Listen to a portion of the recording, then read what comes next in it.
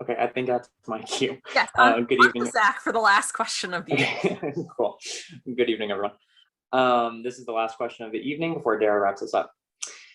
Cleveland's non-discrimination ordinance protects people in housing, employment, and public accommodation on the basis of sexual orientation, gender identity or expression, in combination with race, color, religion, sex, and other protected classes.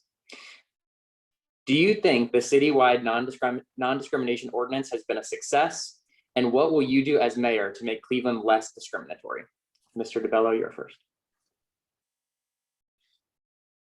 From my time at the court, you know, our bubbles are our bubbles. And from my time at the court, I would say it has not been a success because there are 34, you know, civil dockets. And on my docket, we had multiple discrimination cases against the city of Cleveland. Then in the news relatively recently, right, we saw the public health department discriminating on the basis of culture or national origin. So based on my experience or my awareness, I don't think it's been successful. You know, I think that, again, you have to make the court case a different court case, right? I think it needs to be wrongful. I think you need to fire somebody who steps out of line, right? With their verbiage, with their language, with, you know, if it's somebody promoting somebody improperly and not promoting somebody that deserved a promotion. I think you need to set that precedent and let the terminated employee file their own wrongful termination lawsuit. So I've seen too many discrimination cases against the city of Cleveland to think that it's been successful. I hope that answered your question. Awesome, thank you, sir. Mr. Kelly, you're next.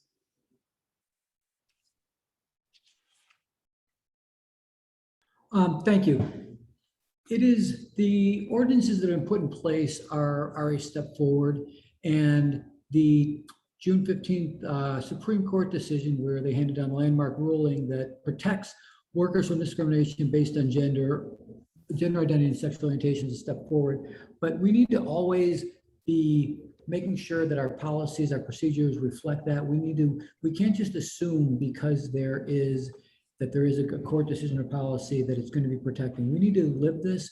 And that's the issue with the Municipal Equality Index is you can't just rest on your 100% rating. You need to be tending that all the time. You need to make sure that it's not a static situation. It's got to be a part of your everyday operation in City Hall. And we need to continue to monitor, what our progress is along the way. So there is still more that can be done. We need to make sure that we're protecting all employees from discrimination. And we're not where we need to be, but I believe that the framework is in place to get there. Thank you. Mr. Kucinich. For 16 years in the United States Congress, day after day, I stood with the Human Rights Campaign and leading the way to look at discrimination wherever it existed. I was the principal sponsor of the Employment Non-Discrimination Act. I stood very strongly for the rights of people to be able to marry whoever they want to marry, against any kind of discrimination with respect to domestic partners. There's a whole range of things that I could take the whole evening exploring where I led the way. The Washington Post a few years ago wrote a story saying that I basically was setting the path for politics for the future of America based on stands that I took in Congress. So as the mayor of the city of Cleveland, I intend to see to it that we set the highest standards possible that would create a new era in communication between people who work for the city about the rights of each other, about respecting people's rights, that we have to cause everybody to lift up their thinking on looking at the inner equality of each of us, and to not just simply say, well, these are the laws. I'll establish a code for sure, and I'll be happy to work with you in doing it, of what is not permissible. But at the same time, rather than simply punish people, let's bring them in and help educate people and make a better educated city on how we pride ourselves in our diversity. We're so proud of our cultural diversity in Cleveland with over 100 different nationalities. We should be proud of our diversity in every way and celebrate each individual and who we are. Thank you. Thank you. Mr. Reed? Thank you, Zach. And although you spell the name a different way, it's still good to have that Z on the screen. I appreciate it. Thank you, sir. I would say this, that we all know it's not working. We all know that. Ross just laid out working in the court where it's not working. And it comes down to, once again, about leadership.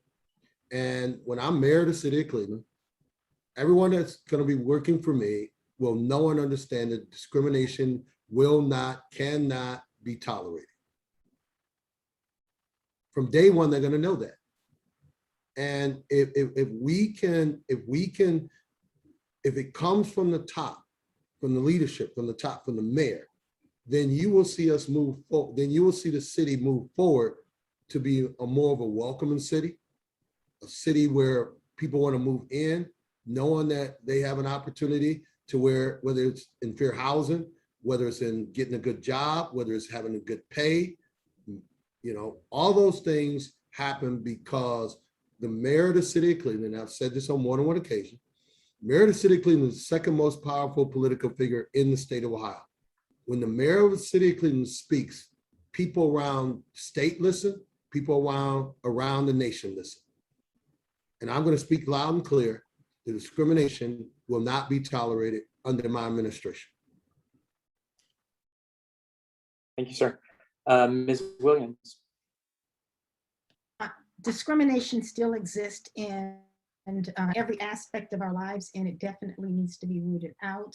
I believe that the Ohio Fairness Act is one way that we can help contribute to reducing discrimination in our state. And as the mayor of the city of Cleveland, I will continue to have policies and procedures in place with my staff to make sure that we are working with the Housing Department, the Civil Rights Commission, and others who are tackling these issues on the city, a state, and a federal level.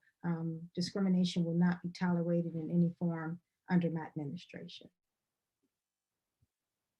Thank you. Mr. Bidd? Equitable governing and governing with a mandate to build a more inclusive city truly requires having not only my cabinet, but every employee inside City Hall to reflect the diversity and equity of the city. And without that lived experience, without that proximity, we can't do the hard work of making sure that this is one of the most inclusive cities in America. Now, the ordinance is a good step in the right direction. But as I've learned as an executive and community leader for the last 15 years in this community, that it all boils down to execution, execution, execution. And as the next mayor, what I can prioritize, number one, making sure our policy making is rooted in that lived experience to reflect diversity, to eradicate discrimination across our city, making sure that we're advocating for more equitable policies at the state and federal level as well, but also making sure that in every fabric and every part of the city, there are safe spaces for our residents, regardless of race, regardless of creed, regardless of sexual orientation. Sorry to mute you there, Thank Justin. you. Fair enough. Sorry. Thank you all for your answers. I'll turn over to Dara to wrap us up.